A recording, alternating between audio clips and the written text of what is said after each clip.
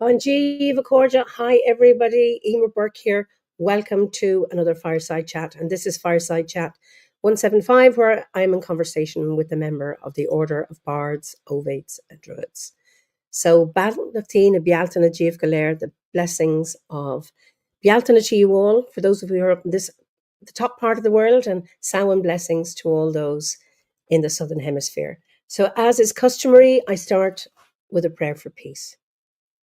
Gemara Siacon ar fud na crinne. Gemara Siacon in our jaili agus in our jirha. Gunairi lin lena kuj garamaka. Gamwich buikas jeev je chuvdaka, a spirit chuvdaka. May peace prevail on earth. May peace prevail in our homes and in our countries. May our missions be accomplished. We thank you, guardian spirits and guardian deities, for peace.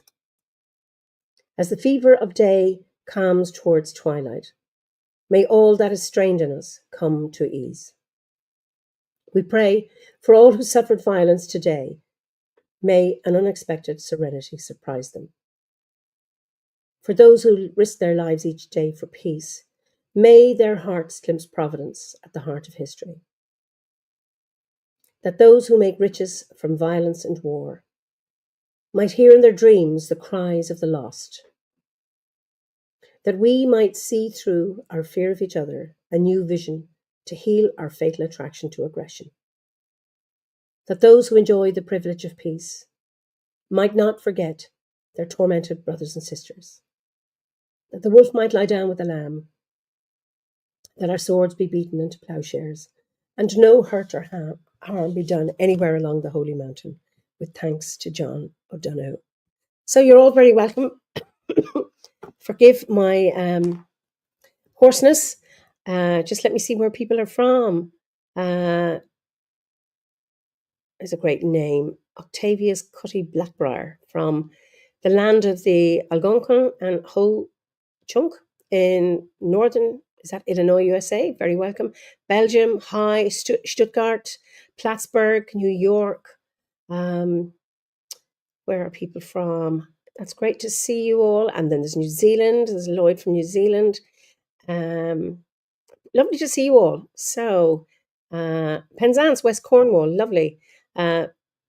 East Castlegar, that's in Canada. Indiana, beautiful.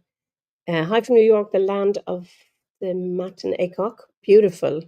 And Leslie and Kevin from Roscommon, lovely to hear you. Eastleigh in Hampshire, South Wales, lovely to see you all. Finland, did someone say frosty Finland?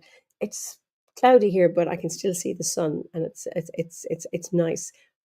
Ratcliffe, Bury, Palatine Forest in Germany, Scotland, lovely to see you all. And somebody else from New Zealand, brilliant. Well, we are going to Wrexham in North Wales, and I'd like to introduce my guest tonight, Jem Warren. Jem, you're so welcome to this Fireside Chat. Thank you. Yeah, looking forward to it. It's going to be fun. So tell us a little bit about tell us a bit about Wrexham and your own back. I suppose I suppose there's two questions. I don't know which you want to start with. Your background or your landscape. Okay. Let's start with the landscape. Wrexham is the post-industrial city now in northeast Wales. Made a city about 3 years ago, I think, in the at the same time as St Asaph and a number of others around the small places that would not normally think of as cities. On the old medieval definition that it has a cathedral and therefore it becomes a city. So it doesn't have a cathedral. No, well, it does actually. It has the Catholic cathedral. That counts.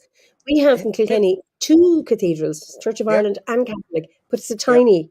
It's a town, but it's the Anglican cathedral for the diocese is actually in St Asaph, which is a tiny village further up the coast. But it has the Anglican cathedral. It is technically a city. Anyway, but we live on the I suppose the east side of the city, right next to the country parks. The Erdig estate is within 5 minutes walk from the house. So beautiful ancient oaks and wonderful trees. So if I get time away from my marking, I take a walk, and it does a little circuit, and we can walk past the biggest badger set you've ever seen in your life. It's absolutely huge. It must be ancient. They've carved out this huge space in the hillside. And then you're into the sort of standard, fairly standard, as it were, English manicured country estate on one side, and then on the other side of the house there is an ancient woodland with a Motte and Bailey castle, or rather the motte of the castle left.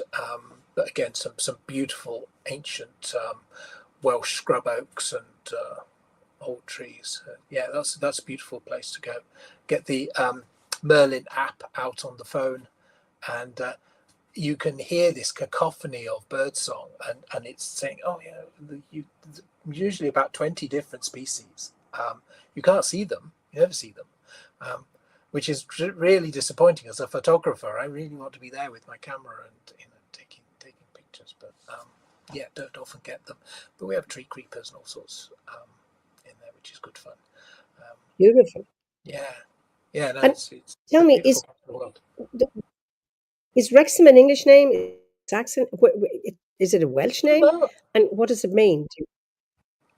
Do you know? I don't know. That's really embarrassing. I should know. I should have found out. Preparation. Caught you out there. There you did. Yeah, absolutely. I'm going to have answers on a postcard. If anybody knows out there in Obodland, please let me know. Well, maybe actually there might be somebody. Some of the viewers, they're often very good at doing some research when I throw a question to them or something comes up that we don't know the answer to. So interesting. Yeah, so, so we're very lucky. So because the transport links from here are brilliant. We can be in Cardiff in 3 hours. We can be in London for 2 hours. We can get in the car. We can be on the other side of Anglesey in an hour and a half. The middle of Snowdonia in 45 minutes. And so yeah. Although the town itself is not particularly picturesque, although they're doing lots of work because of the football doing really well, and town council have suddenly gone, we're on the telly and all that, so we need to do things and smarten us up. So they're putting a lot of money into the city, which is great to see. Okay. But, yeah. Well, so, Ricky says Wrexham is the English name, and Anne says it is. Oh, and he says Wrexham, WRECSAM is the Welsh name. Yeah. So whether it's pronounced Wrexham in Welsh, I don't know, because the WREXHAM would be an English spelling. Okay, so it is. It's Welsh. Okay, very interesting. Thank you, Ricky. Yeah. So sorry. What was the second part of the question? What was your background, your spiritual background? I'm just interested. My spiritual background. Oh gosh. Okay. Well, your okay. My journey. Your family background. Your human background, whatever it is, your life background. The journey to Druidry, like many others in the order, I suppose. Long, complicated, many convoluted dog legs, horseshoe turns, etc. But I grew up in a rural village in northern Oxfordshire, in a little place called Adderbury, and probably about 20 miles north of Oxford. Our nearest market town was Banbury, 3 miles further on, and went to primary school and did all the usual things. And I was a choir boy in the parish church. It was fun because I enjoyed singing. It wasn't because I was particularly faith driven, but as a young, I was in 5 choirs and chorus societies. Wow. But I really enjoyed singing, and I can remember sort of standing at the front of the roofs, a very traditional medieval church that we had, because that area of Oxfordshire grew very rich in medieval times on the wool trade. So it was punching above its weight in terms of throwing its money around. So the parish churches in this portion of the county were huge. I mean, bigger than some like small cathedrals almost, some of them, and very ornate, beautiful medieval woodwork. And I'd be stood in front of the rood screen staring down the nave looking at this. Our vicar was very high Anglican, sort of almost Anglo-Catholic. But very old school. And I'd be looking at him and thinking, he'd got such gravitas and presence, and I want to be that, but I don't want to be that. Yes, I get you. I want to be that, but not him, and not be a Church of England priest. So there was always that hankering. What am I looking for? And we'll do this now. The village is very, very well known in the Morris dancing world, because early 19th century, we had two traditions basically recorded, because Cecil Sharp visited the village and recorded the dances as they were being danced by the young men at the time. And those recorded those notes and things are in the English Song and Dance Society in Cecil Sharp House. Okay, so but they're very, the way he recorded it was typical Victorian. When the whole thing, when the Victorians did church renovations, they didn't just replace it with the beautiful streamlined Gothic up. It put all the bells and whistles and twiddly bits, and so it was very much that almost that Two Ronnies sketch, the twiddly bits. And okay, so that was one tradition. And then later on, after the terror of the First World War, there were 22 young men went from the village in one of these, what do they call them? The friendship brigades. 22 of them went to the war, and only one came back.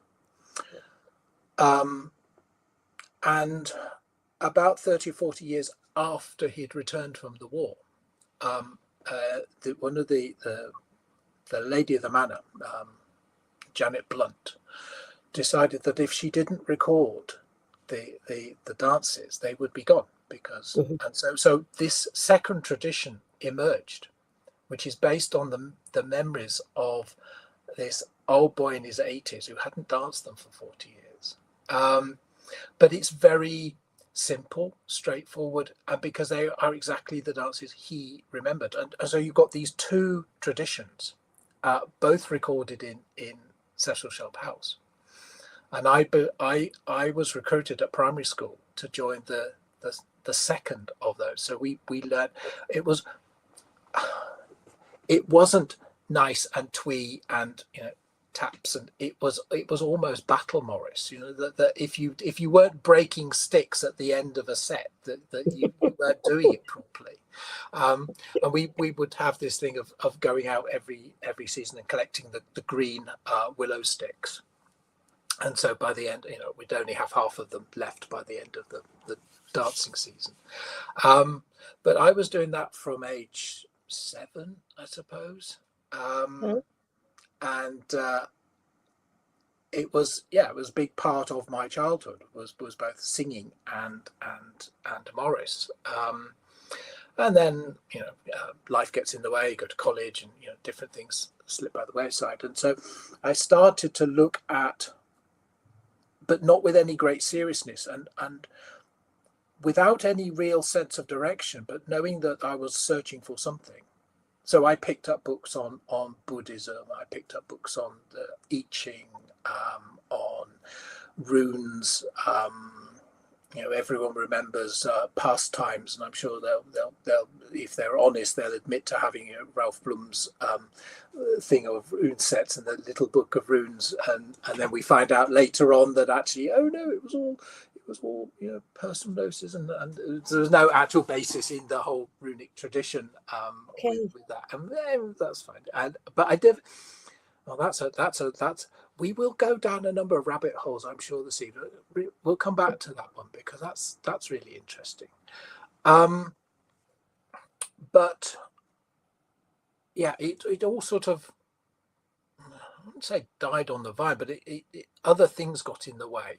There was family and work and study and all these things, but we would always go and visit sacred sites as a family. So I remember as a child being taken through. We would usually holiday as a family in Bournemouth. We could travel down from Oxfordshire. We go down through Swindon, and I remember travelling through Avebury. That's sort of 6 a.m, going through enormous, great fog banks and see these enormous sarsen stones sort of leering out of the mist at you, which was great fun. And then more recently, we actually went back to Avebury to see the eclipse when we had that in whenever it was, 2006 or something. That was fun. But we would go to up to Alderley Edge. We'd go to Avebury. We'd go to the Rollright Stones because again they were only a stone's throw away. Grew up on the stories of the King's Men and the Whispering Knights, and not being able to walk around the circle and count the same number of stones twice. And I defy anybody to do that now because I never can. The number of times I've been around the circle and you start there, you never get to the same number twice because they move when you're not looking. When you've turned the corner, the ones behind you they move and change out of the way. Anyway, that's my excuse anyway. So having grown up with this sort of folk tradition, I'd always been a folk and always listened to folk music. We'd gone to Cayley's and so I'm married to Maxine and we run the D Waters Grove out of our home in Wrexham. And but we've been together since we were 17. Oh, wow. Well done. Yeah. I won't tell you how old we are now, but we're older than that. Anyway, but we would go off. I don't drive. Maxine drives. So as soon as she could pass her test, that was it. We were off. We were visiting all these different places, and we'd go off and we'd do Cayley's every weekend. We had friends who ran a Cayley band, Brilliant. which was great fun because the deal was that we would be able to, we'd get in for nothing. We had no money other than to put petrol in the car. That was it. And as long as we didn't eat from the buffet, that was fine. You can come in. And the deal was that we would start the dancing. So we'd do you get these sort of WIs or the terribly British groups. Oh, let's have a barn dance. Oh, jolly hockey sticks. What a wheeze. We'll do that. And then of course they're all sat around the edge thinking, I'm not going to get up first. So Max and I would be stood in the center of this village hall somewhere in the middle, and then the sort of British spirit kicks in. They go, oh well, I'm feeling sorry for those stood in the middle. I'm going to go and join them. And then of course once you get half a dozen on the floor, that's it. The floodgates open, and then everybody has a jolly good evening. So we could be doing 3 of those over a weekend, so Friday, Saturday, Sunday night. Yeah. It was great fun. We've never been so fit. It's why we both got calves like tree trunks. But that's a different story entirely. So always been a folk kid, always listened to folk music, gone to festivals, and I was listening to a podcast put out by a guy, Phil, somebody or other, can't remember. Out of Preston, and it was fantastic because it was all the stuff that I wanted to listen to. And then periodically he would advertise other podcasts, and there was this one day this bright young voice came on advertising Druidcast, which was around its 2nd or 3rd iteration. at the time. And I thought, druid cards, druids a thing? I had no idea. So that was it. I logged onto the order's website. I sent off for the approaching the forest, the 2 introductory quests, and that was it. Or so I thought. I thought, yeah, this is what I want to do. And I paid for the course and paid all my installments, and so these brown packets would arrive periodically, and I thought, okay, well, something's not working here. So then I paid the extra for the audio files. So then I started the audio CD started to arrive. This is now working, except it wasn't, because I would stop and start, and I'd have to go back to the beginning. I'd get sort of up to, I don't know, 6 or 7. Okay, this isn't working. I go back to the start. What's not right? Now, it wasn't until Maxine suddenly said, "What are you doing?" and picked up some of these booklets. Said, "Well," and I said, "Well, I think you'd really enjoy these." And foolish girl that she is, she believed me, and often does. And she went, "Oh, this is really interesting. I could be really into this." So we then. And as soon as she made that decision, it was like the universe went, "There you go, guys. There you go. You're on the same page now." And that was it. We set time aside, and we worked our way through the Bardic grade and the Ovate grade, and now we're just about halfway through our Druid studies. So if we keep up this sort of level of momentum, we should be finished our Druid studies, I'm thinking, by Alban. I mean, every time I think this, it all goes pear-shaped and doesn't work. But there's no rush. Probably around Albanathan, I'm thinking. Okay. So you joined around 2007, because that's when the podcast started, our Druidcast started. Okay. Yeah. And funny, I remember meeting you for the first time. It was 2018, wasn't it? Yeah, probably. Yeah, sounds about right. So no, you emailed. So the announcement, Philip made the announcement in the hall that he was stepping down and that I would be taking over. That was 2018. Yeah. And then you sent me an email saying that you were, I didn't know who the hell you were, or Maxine. And you were going to you wanted to make for 2020, you wanted to make this Methodlin. And I remember going, I don't know about this. Who are these people? Methodlin. I had no idea. And of course I was thinking methadone. Somebody had to say, no, it's a kind of mead, blah, blah, blah. And then the summer gathering in 2019, you brought some and you asked me to taste 2 or 3. Which one did I like? And I thought, oh, so Methadlin is like a herbal mead, am I right?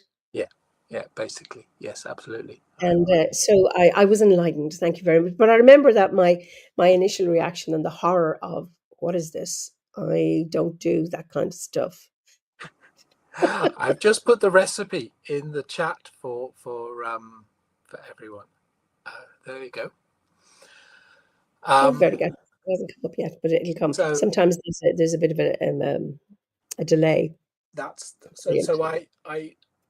I emailed you because I wanted to make this. I've been making mead for 30 years.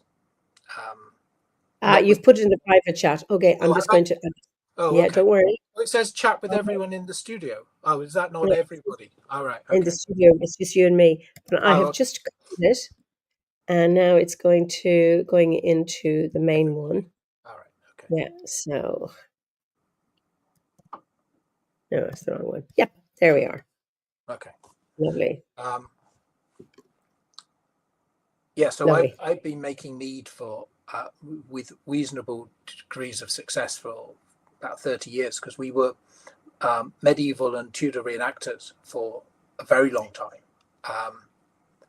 and I learned to make these things because we would go along to events, and we would want to party after hours, and who can afford £10 a bottle for commercial mead? So I would make it myself for about 70p a bottle, and then started doing some research about all of the different variations, and had a go at making metheglin, which is basically, as you say, a herbal mead, and I wanted to make enough to be able to offer it to the order for the gathering. And then, of course, suddenly the voice of reason, our Pendragon, says, "Oh, hang on, you're not food covered and all this." So actually, I couldn't bring it to the gathering, but I'd already made it. So we're now gradually working our way through something like 15 gallons of chosen chief. So next time you're in Wrexham, you'll be able to take some home with you. Okay, of course, you gave me some in 2022. Remember? Yeah. And You gave me the exchange. demi-john and then a beautiful bottle with a stag on it. That's right. Yeah. We just love that bottle, and lovely. And I'm just looking at the blackberries, rowan berries, rose hips, hawthorn, and nettles and oak leaves. Brilliant. I mean, really, really good. So Juliet wants to know, it's a Saxon word, I think, methodlin. Where does that come from?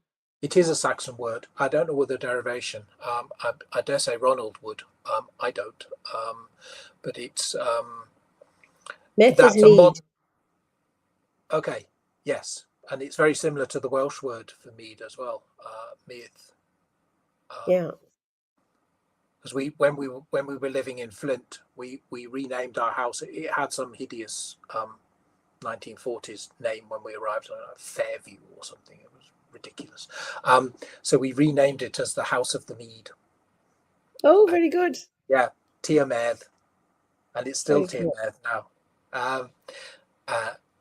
Or was it House of the Mead or House of the Mead Makers? I think Christopher helped us translate it, and I think he was the House of the Mead Makers. I think was the very correct. Good. But the all of the things in that recipe are things that we've come across in historic manuscripts as being used to flavor these things, particularly meadowsweet. Meadowsweet was always the Saxon go-to herb for flavoring their mead, and that's really interesting because meadowsweet has more salicylic acid, aspirin, than willow bark. So you're drinking. Come back here. Come back. Repeat that. So meadowsweet, the herb in the hedgerow. Oh yes, it does. Yes, has more aspirin in it than willow bark, which I only learnt relatively recently. So you're drinking my meadowsweet mead, and it's already got the hangover cure built into it. I think not that anybody's ever had a hangover from my mead. It's funny. That is brilliant. And the interesting thing is, the old name, the Latin name for meadowsweet was Spirea filipendula, and that's aspirin. Aspirin comes from Spirea. Now it's or is it Filipendula fulmaria? Or maybe it was Spirea fulmaria. But anyway, they've changed. They don't use the Spirea in the name anymore. Oh, right. Okay. Oh yeah, I forgot the other ones: hawthorn leaves and meadowsweet, juniper berries, and dried wood betony. Yeah, brilliant. Yeah. Okay. Wood betony was really used for ales before we were using hops. Hops. Is it bitter? Is wood betony? It is. Yeah, it is. Because the must for the beer is actually really sweet. So you need something to counteract that. Oh. It's that's quite fine. sickly. But yeah, wood betony and ale cost and things like that. But then in the Tudor period, when so English ale was a very different beast to the beers that came across from the continent in the late period. In what way? Because ale cost and wood betony, they have, and because the stuff was honey based with malted barley, it was a generally a pick me up. It made you feel better. It was it gave you a lift, whereas hops are, as we know, are a natural soporific, and so drink too much beer and you're in your cups and you're falling asleep, and so people who drank beer were full of vim and vigor, and those who drank beer weren't. But the point was that the ale didn't travel, so you had to make it and drink it and in a very, because it didn't really keep. Whereas beer kept, because they could, and they because the hops were a natural preservative, and they were able to then brew it and then transport it over long distances and brew at volume, which, when the population exploded after the Black Death, the late Tudor period, they suddenly realised, well, the water in the cities wasn't safe to drink. I mean, it was fine if you had a natural source in the country, but water in the cities was fairly unsanitary. But so you had to drink small beer, sort of 2 or 3% alcohol, to kill the bugs. But that's nothing to do with my druidry whatsoever. But it's still interesting. Just a question about one of your things. I didn't notice one of your ingredients. It says boots. Somebody's picked. I saw it and I forgot to ask you about it. So what it says is, sorry, 10 gallons, yeah, honey, bin 1, boots. That's sorry, that was just my label. I should just ignore that bin 1 and boots. Just take it out. It was just the label on the brewing bottle to differentiate from that and the other one. So ignore that. Yeah, boots was Boots Pharmacy in the UK used to produce a lot of home brewing equipment, and so just the label on the bin. Yeah, but it's 891 grams of blackberries, etc., etc. Okay, that's very good. I love it. Thank you for your good wishes about my cough. I am taking doses, but I'm far away from it now. Anyway, I've been on. You need some mead. I need some mead. Absolutely, such balm. Anyway. So that's how we then started our druid studies, and the whole thing's just been a roller coaster journey ever since. We've met amazing people over the path, and we've made amazing friends, and some people you meet and then they drift away, and then you meet, and then others come, and then we've kept some others, keep them going, which is all as it should be. But we so not long after we contacted the office and found out where our nearest grove was, which was then meeting in Snowdonia. So we would travel for the 8 festivals to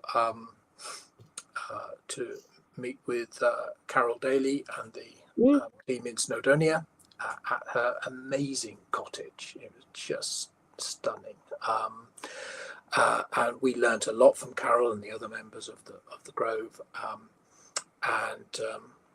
In the end, it just got a little bit much, and because we were travelling sort of 2 hours, 2 and a bit hours each way, and it's a long time, and we both went through some health issues and thought, and then they started to sort of curtail. It was fine when we were sort of going for a whole day, we would do things and that thing. So then it sort of shrank a little bit, and we were just going for the ritual plus a bit, and it was, well, we're only doing things for about an hour and a half. We're traveling 2 hours either side, and it was just, okay, this is something's got to give. So we realized that we could form a seed group, and so we did, and other people came to join us. So John and Rachel Pittaway, who live actually not far from us now, in Ellesmere, down that way in Shropshire. So there was really, for a long time, it was just the 4 of us, and it was great. And different people would come, and then drift away, and then COVID came,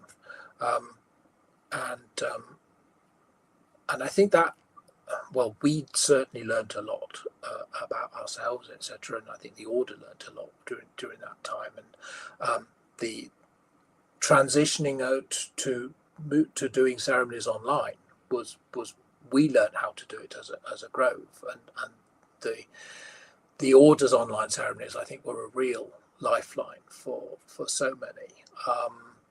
Not just the ceremonies, but then the others, sort of more social meetings we used to have, where you'd put us all into breakout rooms and we'd meet the meetups, bodies yes. from all over the world. And we had a long conversation one of them with a nobody from Western Australia. And he was saying, I will never meet another druid. I will never meet another member of the order because of where I am and etc. And my inability to travel, etc. And I don't know, that still, the conversation still sticks with me, that actually that ability to create those links was really important. And it would be nice to think that the order can keep something like that going, because Well, I mean, I think you make a good point. However, we now have the hearts that people indeed, can create their own. They can meet people. They can create their own, and this is why we stopped doing the online ones, because they had served their purpose. So it like you, Maxine set up their own seed group. We encourage people to set up their own virtual seed groups, and then eventually, if they wish to become a grove, and to create, and then people can meet on Zoom and do it for themselves rather than Tel for Dave, as we were doing, hosting all the online ceremonies and the meetups. It takes a lot of No, time. it We does, encourage absolutely. people to do it themselves, Yeah. and as a result, people have set up virtual groves. Well, virtual groves, or sorry, seed groups, were born from those meetups. People were doing that anyway, which was brilliant. And I'm very conscious, and I suppose COVID really brought it to me, how isolated some members are. Yeah. And but we now have the facility and the capabilities that people can do that for themselves. Yep. And that's certainly the that sort of geographic finder element that we have on the hearth, as we've met some fantastic people who have suddenly gone, oh, I found you via the hearth, which is brilliant. And some of them have, they've turned into real stalwarts of the grove, and it's been really good from that perspective. I think there's the hearth itself was a fantastic innovation. I still need to sort out my the app on my various devices, because I still haven't done that. But that was always going to be the next question: was when are we getting the app? And I haven't. It's there. It's there now, so I need to There sort now. it out. Yeah. I mean, that's that's a huge innovation, and the hearth has been up for a year now. Yeah. And the capability, has been growing. I mean, Matthew and Lisa and Chris and Bogdan, they have been working so hard on troubleshooting, developing it. It's not a cheap thingy. It's an expensive thing to run. But it's just lovely to have that space where there's no advertising. No. Nobody's stealing your data, and it's just a place within that you can meet people if you so wish. So hopefully it'll continue to grow, and people move out of, use it more. I mean, for a long time we were using, like many groves, I suppose, we were using Facebook to facilitate communication, and I for a number of reasons, I wasn't that happy about Facebook as an entity anyway, and I wanted to move away from it. And so when the hearth came along, I asked the office for a circle, so they set one up for us. So we have the D Waters has its circle, and occasionally I'll get requests from order members, and I'll say, lovely to hear from you, but where are you? And they, oh, I'm in North Carolina, or I'm in Dakota, or there was one in Australia. Oh, well, might be a bit hard for you to attend ceremonies for us then, but thank you for your interest. So, and that was lovely. And of course, you said it would be lovely if the order would have meetups. That's something that each group themselves can say if they get enough interest. We're having a Zoom meetup. You see, it's a hard one, and I know some people can't stand Zoom and all that stuff, but it's better than nothing if you're isolated. And it just takes a bit of organizing. And I mean, our physical groves and seed groups were very generous. Those who met physically, and then they do an online one. And they did that for 4 years. Yeah. Actually, almost 4 years, which I thought was really generous of them. So it was an amazing innovation, and I think, as I say, everyone learned a and lot now from it's the developed from process. there. And now it's developed from there. So we have our Grove Circle that I facilitate with Maxine, and I have Philip asked me to help to caretake the mental health group, which I'm happy to do, and I also asked the office to establish a circle for OBOD academics. So Yes. we have a circle on the Hearth for OBOD academics. So it's as a place to come and ask difficult questions. So what are the things that your academic discipline? How does your Druidry and your academic discipline coexist? And one of my bardic mentor was in the States, was a professor of physics. Okay. And we never really got, I mean, we talked about the bardic stuff, but what I really wanted as a psychologist, what I really wanted to know was how do you reconcile your Druidry with being holding a chair in physics? Because you would imagine they are sort of almost diametrically opposed. It's really interesting, and I think that's part of the attraction for OBOD, as opposed to any of the other teaching Druid orders that I might have or have come across since, and realised actually my first experience was actually the right one. Read into that what you like, because the British Druid Order has its own take on the tradition, and the Anglesey Druid Order have their own take on the tradition. And I realised that actually neither of those approaches quite fits with what I was looking for. Whereas OBOD have in much more of a inward-looking, psychological, I suppose, type bent to the teachings and to the approaches to the stories, etc., that had a much better fit with my academic progress. So I ended up I started my working life as a path lab technician in clinical biochemistry. Okay. And, was never a very good chemist, I have to say. I just wasn't. I really enjoyed the practical work, and I was a really good practical chemist. I could titrate with the best of them, and it was all fine. But ask me to explain what's going on, not so great. Anyway, so I left that job and went to work for two different food manufacturers, chocolate factory and a coffee factory in Banbury, applying the same sort of technique. So I got to play with food. The coffee factory wasn't so great, but the chocolate factory was great. So we'd make these 25 kilogram slabs of chocolate, and I'd take 10 grams out of one corner for the lab work, and then the rest of it would either go to feed the pigs in. We had very well fed pigs in the Banbury area, or it would go into the boot of our car and go home with us, which was great. So wow. Yeah. So then, and I've worked in retail, and I've supported adults with learning disabilities, but that was all whilst I was doing my studies to first degree in psychology, and then got the bug and a couple of master's degrees in psychology, and what am I going to do with all this stuff? And then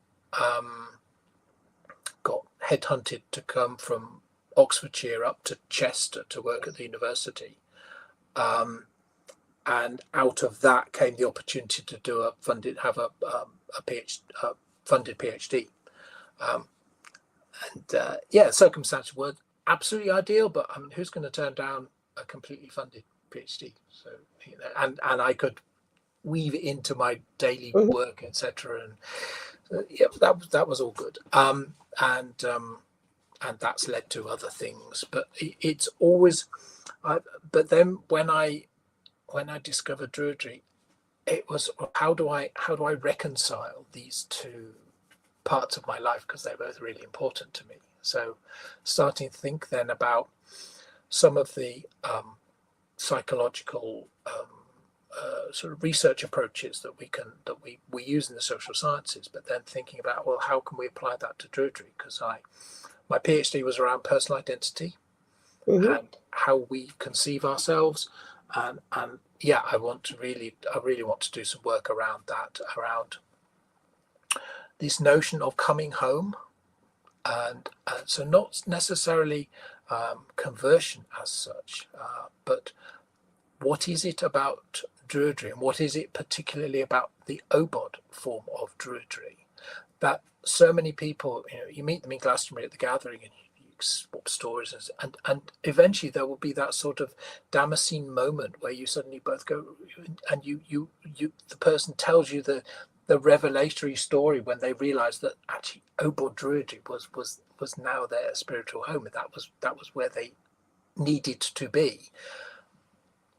And I mean, the regrets too strong a word, but I sometimes wonder, well, perhaps it would have, how things might have panned out had I discovered it earlier. But then I think, well, but then I think these things always happen when they're meant to happen, and right. I wasn't the same person that I was, and so therefore I probably wouldn't have been ready to listen in the same way and integrate in the same way. But this idea of exploring identity, and that's now led into current thinking around, because then Druid studies leads into tarot studies, and I'm still learning. I'm still I mean, they could be nailing the lid on, which they will, because I will never be burned. Absolutely not. That's not going to happen. I'm going in the ground. That's it. But well, friends joke that I'll still be marking papers as they're putting the lid on. But but let's hope you're not lying on your deathbed saying I should have corrected more. Well, there is that, Eva. Absolutely, yeah. Oh, if only I just made that final correction. But tarot is just amazing. I find it, every book I read, every deck you pick up, there is just too much almost. One lifetime is not enough, even if I'd discovered it years ago. But starting to think about exploring personal identity through the tarot, and I've got some ideas that I'm exploring and wanting to do that, applying some of these psychological research techniques, particularly thinking about how we relate to the major arcana and the court cards. Because I remember having a conversation with Philip, and at the time he was trying a sort of experiment, if you like, and every person who came to his house, he would say he would thrust a deck of cards at him, probably Druidcraft Tarot or something, and say, right, pull some cards and read them. How many cards? Well, that's up to you. Put them in whatever shape you like. But what he was saying that, and I've done something since he told me that story. I've tried it on a few people have come to the house and said, okay, do it. And what people come up with instinctively is very, very close to what somebody who is an experienced tarot reader would also come up with, because there is some connection between our unconscious leading into our consciousness, or coming into our consciousness, about what the figures actually mean in those cards. And then that got me thinking, well, okay, the Rider-Waite Smith Rider-Waite deck is beautiful, and I think that's the deck I will often go back to because it's the one I started to learn with. But I'm now determined to become as familiar with the Tarot de Marseille, and gone back several hundred years. The Tarot de Marseille, the original medieval illustrations. where you've only really got pictures to work with for the major arcana and the court cards, and what we refer to as the pip cards are literally that. It's more like a standard playing card deck. Okay. You've then got to learn the correspondences, and there are very subtle nuances in those cards about colors and directions and orientations and things, and it requires much more mental effort to interpret them. But the more I work with it, the more rewarding it becomes. Okay. So that's something to and it's something that will take me years to become. Well, it's interesting. We were talking earlier about, I asked you to just speak Welsh and you said you'd love to, but you have no time. It's about, so you're learning tarot, and I started 2 years ago, Christopher Hughes. Mm-hmm. He told me he'd teach me how to do it in an hour. He lied. It took an hour and a half. Okay. And I was so impressed that I was able to do readings within an hour and a half, not because I'm amazing. And I practiced and practiced. And he taught me with, it was the Golden Art Deco pack. Mm-hmm. Mm-hmm. Now, I have loads. I have a shelf there of tarot decks. Yeah. I love Wildwood.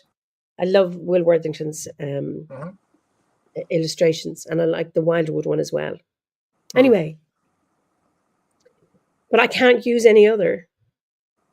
Okay. Only the Golden Art Deco to read.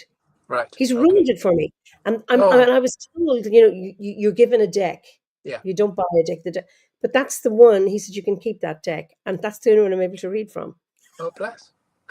And it's really interesting because I love when you look at beautifully illustrated, with detail, tarot cards. You think, oh, look at all the things you can say. Yeah.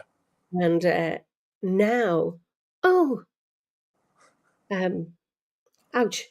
But that's what, anyway, and now, because I haven't done it in a while and I need to get back, it's that time. So you really need to dedicate it to become familiar with it. And how can I learn to read? You need to talk to Christopher Hughes, and he does online ones. He does them. You could do one over a weekend, or he does maybe over 3 2-hour sessions. Yeah. And Steve Hounsome has some really good courses. So I'm halfway through his. I can't remember what the name of it is. Is it called The Art of Tarot? The Art of Tarot, or something like that. He does.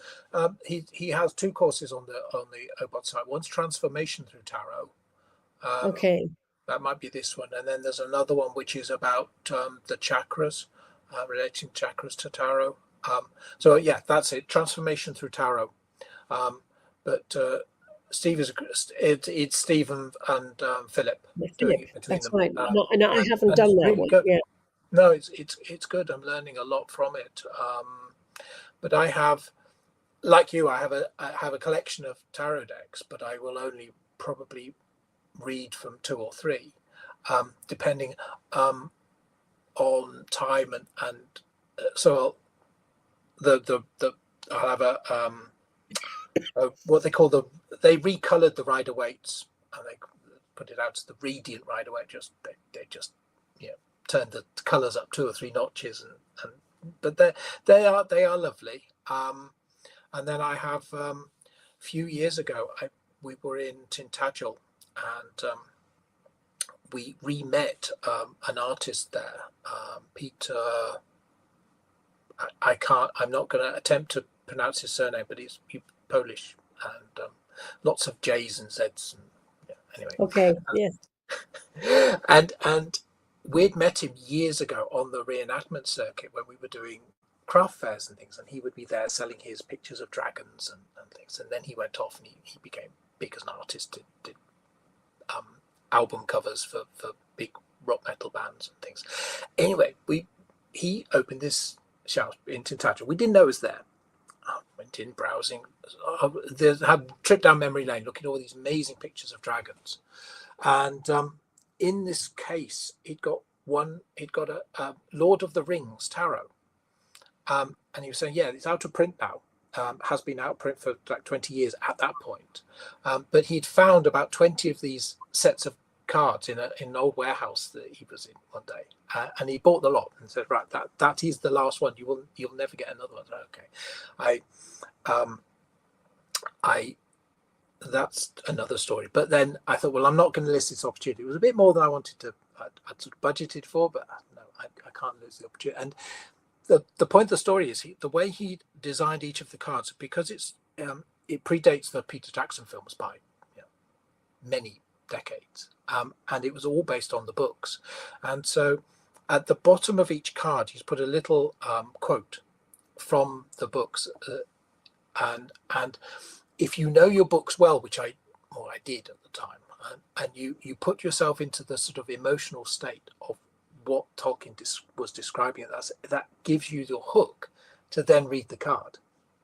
You don't need to know what the card means. You just go, oh, that was happening then. Oh, okay. So and so I find that deck really actually quite easy to read from, because you're reading the quotes. That's how you that's how you then translate it and turn it into a narrative and a story because we were a few years previous to that, we were also holidaying in.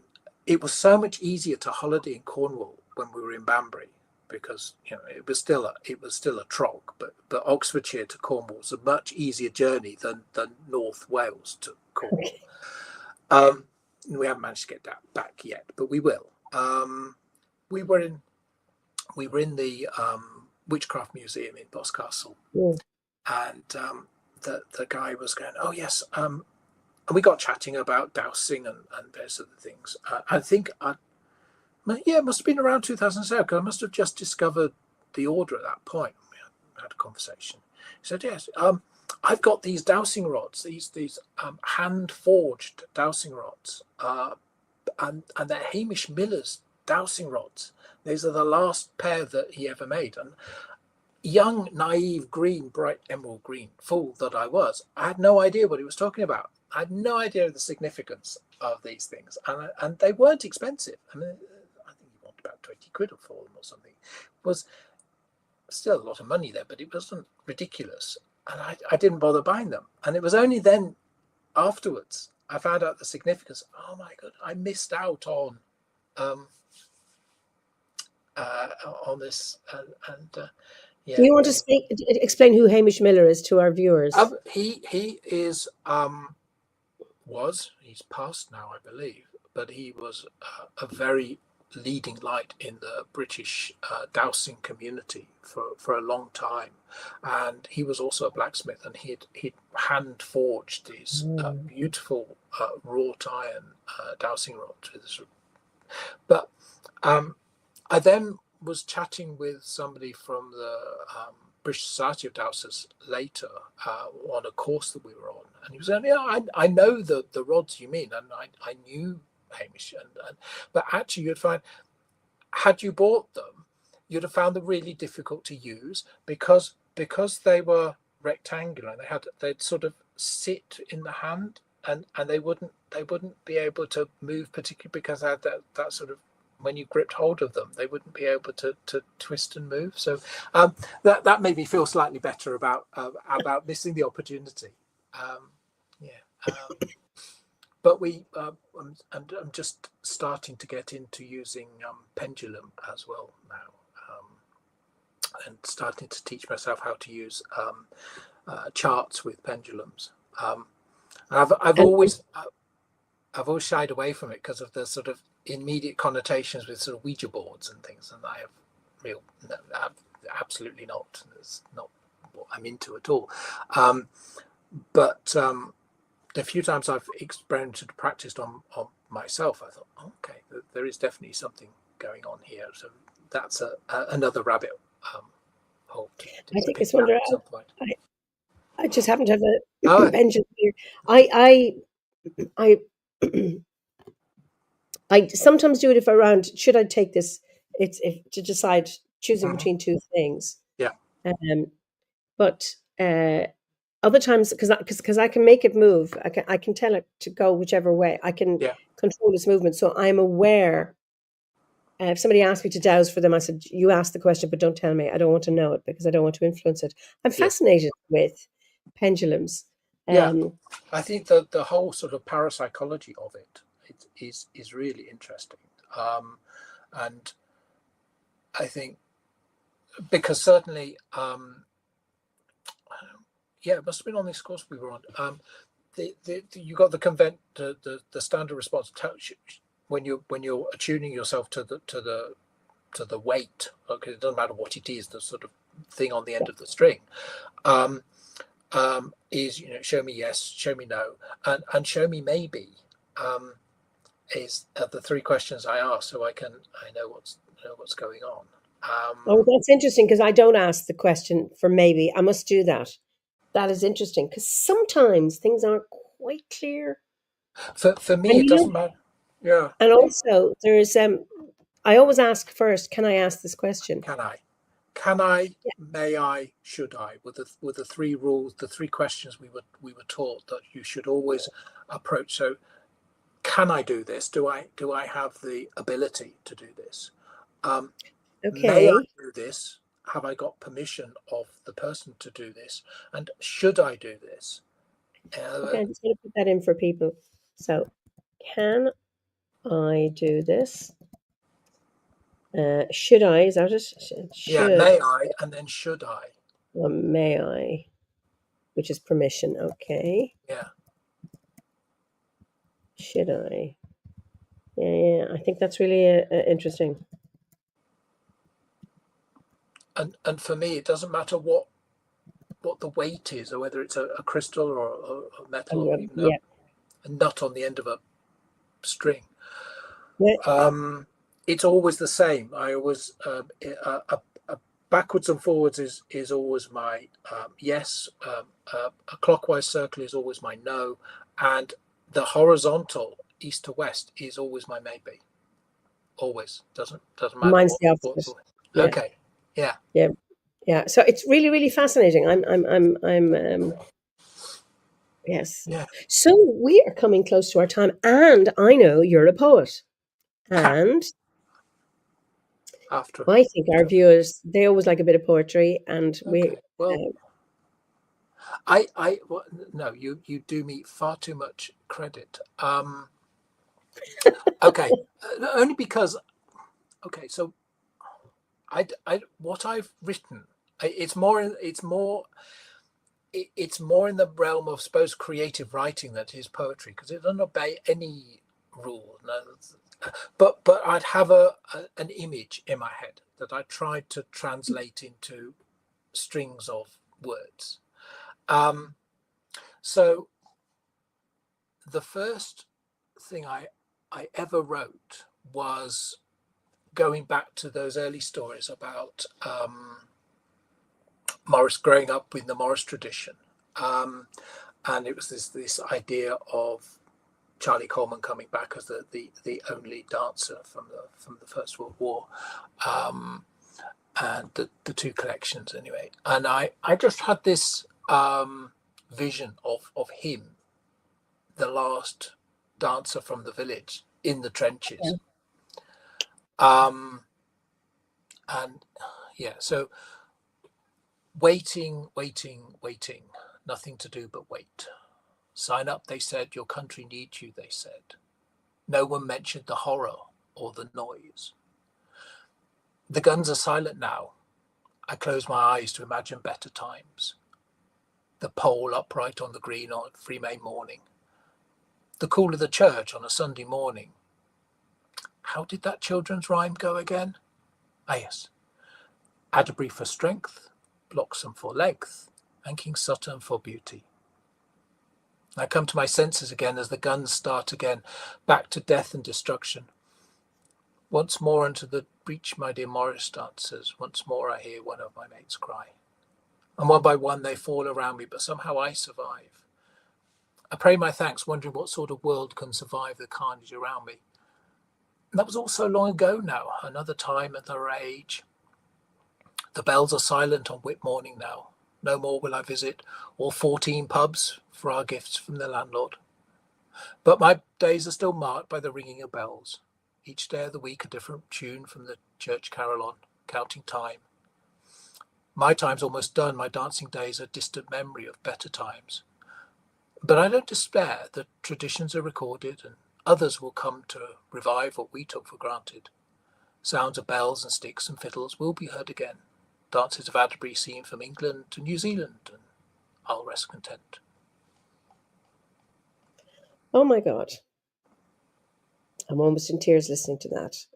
I just find anything about the First World War is just heartbreaking to listen to. Novels or whatever. Just, that is so beautiful and interesting. I was in Italy at a Druid thing at the weekend, and I was at my very first maypole dance in Italy ever, but it was in Italy. And also they did a fire dance, and they had Morris dancers. Oh, wonderful. Wonderful. So there's all sorts of stories about how the tradition arrived in the UK. One school of thought says it arrived up from North Africa, and the name sort of derives from Moorish dancers. I don't know what but there's various. Some say it came back with the Knights from the Crusades and sort of whirling dervishes in the temples over there. So there's lots of reasons why it could progress across in the way it did. I'm just, Nimi says, oh, so moving. Thank you. It breaks your heart. Jules, extremely moving and well done. Thank you for sharing. Cracking poem, says Hounds of Howgate. That's Sean. Such vivid imagery. And I mean, you capture that. And I don't know, were you intending to read that? Because you brought in, First World War and that man and where you came. Yeah. Beautiful. And I'm just struck at where things come from and how things travel, across the world. We were in a church in Italy on Saturday or Friday in Sassoferrato, or Sassoferrato. Anyway, in Marche, in the county of Marche, or the province, and it is the church. It's not under Vatican. It's like a secular church, but it's a Catholic church, right, but not under the rule of Rome, as it were. But hidden inside it is a Templar chapel. Oh, wonderful. They have altars hidden behind and under the floorboards. And it's just interesting thinking, has that Morris dancer, did the Templars bring that back? I'm just fascinating about that. Nimi says, doesn't the Morris costume look very like Eastern European traditional dress? Or do you have different costumes? It can do. I mean, traditionally they would wear white. That's how the Victorian revivalists would wear white shirt, white trousers, this sort of baldric of different colours and ribbons and bells on the ankles, feet, on the ankles. We didn't. Our side wore white shirts, black trousers, green baldricks, and top hats. Any women? No, not then, but now, yes. There were plenty of women at the weekend in Italy, and they had top hats, all right, in black. The village now has two male sides and one women's side, and there are many women's sides in the Morris Ring. So there are many women's sides in the community, and it had to be because the tradition needed to evolve. It couldn't stay the way it was. Men only, yeah. Well, yeah, it couldn't be a men only gang. The squire who started our side had very particular views. He had and he started a women's Morris side over the border in Warwickshire, and so he had no problem with women Morris dancers. But what he absolutely would not countenance were men and women dancing in the same formation, because what he said then, as an experienced Ceilidh caller and the Ceilidh dancer, is no different to a country. It's a country dance. It's no longer a Morris dance, and so you have you have male Morris dancers and you female Morris dancers, and that's fine. They should be regarded as completely equal in the tradition, but not together. Okay, so you use the word side. Where does that come from? So side is the collective noun for a group of Morris dancers. SIDE. SIDE, yeah. Really interesting. Where does that come from? Do you know? I have no idea. No, just one of those words one grows up with. Yeah. Oh well, listen, Jem. It's been such a joy talking to you, and there've been some lovely comments as well about our conversation, and it's been a joy. So I'm going to let you say goodbye to everybody. Well, thank you for joining us. It's been a lot of fun, thought-provoking. Feels like an extended job interview. Do I get the job now? Yeah, absolutely. I have no idea what I'm applying for, by the way, but you know. Oh well, this is the mystery, isn't it? Well, selfishly, I get to know people because I wouldn't be having this conversation with you if we were face to face at a gathering. We wouldn't have the time. So I really, really enjoy that. So, so anyway, I'll send you through the veil, but we can have a chat and we can look at the comments, and I'll just say goodbye to everybody here. Thank you. Okay, see you in 2 seconds. So thank you all for joining me, and just lovely comments. That's lovely, and I'm wishing you all. Well, we're in the middle of Bealtaine, so it can be whether you started on the 1st of May or you go with the astronomical alignment. I'm having my ceremony on Sunday because it's for practical reasons, but also going to Ishnuk, and there'll be some old bodies who've just come over from the UK to join me there, where we are be there for the fire festival. That was a traditional fire festival held at Bealtaine time, and it's good fun. And I mean, it died out for a long, long time, and then it was revived a number of years ago. So going to be doing that and enjoying it. So keep you all self well. Now I'll be back in 2 weeks for another interesting Fireside Chat. And until then, Banachtaí na Bealtaine Díobh, Baltaní or Banachtaí na Hauna Díobh. That's the Bealtaine and Samhain blessings to you all, and a good weekend. So until we meet again in 2 weeks' time, Slán go fóill.